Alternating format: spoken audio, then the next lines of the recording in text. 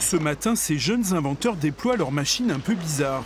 Alors, le principe, c'est de faire un entonnoir avec les bras pour pouvoir canaliser les déchets en face du tapis mécanique. Pas tout à fait au point, le fonctionnement est testé dans ce hangar. Nickel. Dans quelques semaines, l'engin sera installé sur la Garonne. L'idée de ce moulin ingénieux, intercepter les bouteilles en plastique qui flottent à la surface du fleuve. Les déchets en plastique flottants vont être acheminés sur le tapis et lorsque les roues à aubes vont être entraînées, les engrenages vont se mettre à tourner. C'est le courant de la Garonne qui fait tourner les roues à aubes. Elles actionnent alors le tapis. Ce bac va récupérer les bouteilles qui sont acheminées sur le tapis, comme on peut le voir ici. Avant de fabriquer cette machine, ces inventeurs ont fait un test. Ils ont posé un filet dans la Garonne. En 9 jours, 90 bouteilles sont ramassées. Sur une année, 12 000 bouteilles pourraient être ainsi récupérées avant d'atteindre l'océan.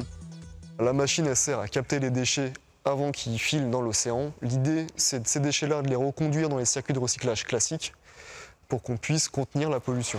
10% de la production mondiale de plastique finira dans les océans chaque année. Donc, il est grand temps d'agir. L'engin est fabriqué à partir de matériaux de récup. Ce tissu de chaises longues sert à confectionner les flotteurs. Le projet a vu le jour ici, au Fab Lab de Toulouse, un atelier qui regorge de machines en tout genre. Sébastien, vous avez même développé une machine pour créer les pièces. Ça n'existait pas. Qu'est-ce que c'est en fait cette machine? Alors cette machine, c'est une plieuse pour pouvoir plier le polycarbonate. Et alors comment elle marche cette machine? On va attendre que ce polycarbonate fonde un peu et on va pouvoir ensuite plier ce polycarbonate pour nous donner cette pièce au final qui va être la pale de notre roue à aubes. Le projet Toulouse Cleanup a décroché 15 000 € auprès de la Fondation Orange.